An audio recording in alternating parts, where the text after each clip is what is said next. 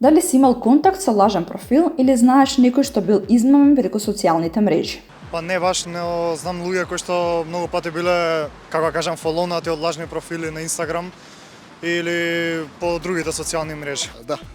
Во денешнава средина каде што интернетот е секојдневен, да, сум бил во контакти со лажни профили и познавам индивидуи кои што биле измамени од лажни профили, особено некои од помала возраст. Дали никогаш некој ти побарал податоци, пари или фотографии на интернет?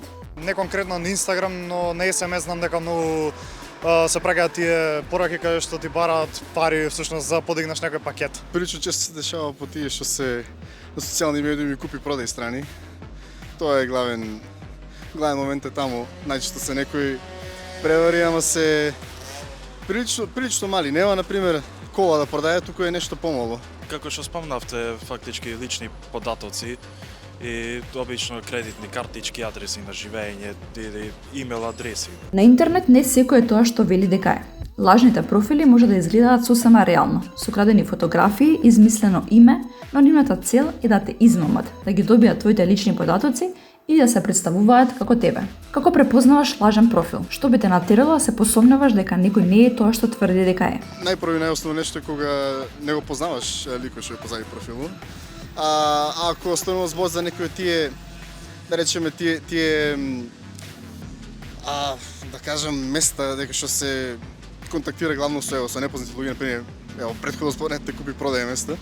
Таму е најчесто тоа или е предобро да биде вистинито, или е некои такви технички детали, дали е нов профил, дали има слики вистински, дали има сомнителен број на пријатели. Па може да се примети по профилната која што најчесто е земена од Pinterest, ама исто така и по нивното бајо може да се примети дека има нешто што е чудно во тие делови. Во денешно време каде социјалните мрежи го преовладуваат интернетот, најпрво нешто што може да се препозна кај лажен профил ако се нема заеднички пријатели. Од никаде некој од другиот крај на светот ве бара како пријател, тоа е очигледно. Исто така немаат ни профилна слика.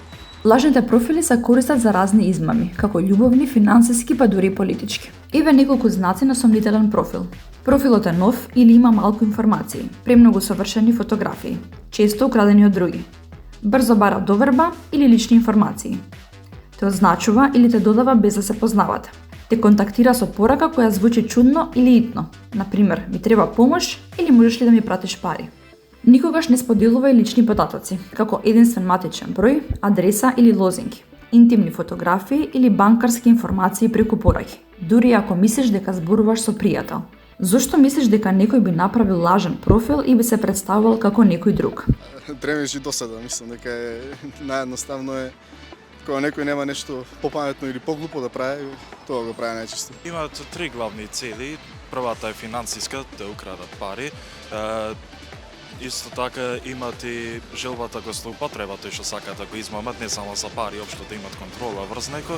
И од трет аспект е поврзано со второто, фактички манипулативно. Сакаат да имат контрола врз некој, тоа нив ги исполнува фактички. Крадењето идентитет онлайн се прави за финансиска измама, емоционална манипулација, ширење дезинформации или пропаганда и оценување со лични информации. Лажните профили се почеста закана, но ти можеш да се заштитиш. Провери го профилот пред да прифатиш. Не споделувај лични податоци. Пријави сомнителна активност. Заштити го својот идентитет. Не дозволувај твојата онлайн доверба да стане твоја ранливост.